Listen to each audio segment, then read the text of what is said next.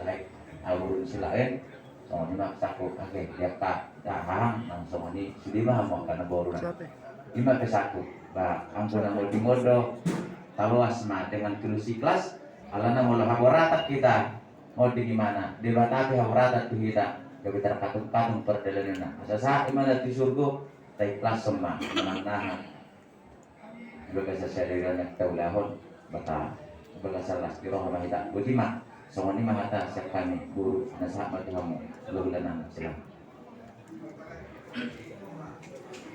mulai tema kita di muslim nawaran doa. Saya hanya pesan kepada anaknya berapa? 2. Ini pesan paling utama.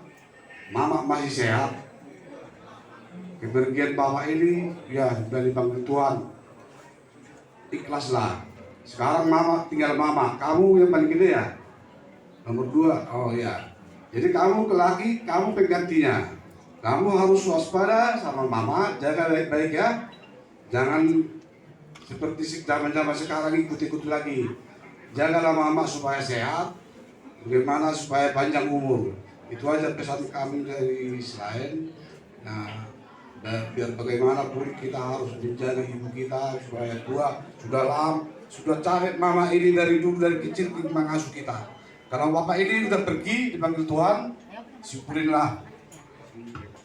Terima kasihlah, sudah sehat semua penyakitnya, ya. Mereka di tapi tahun.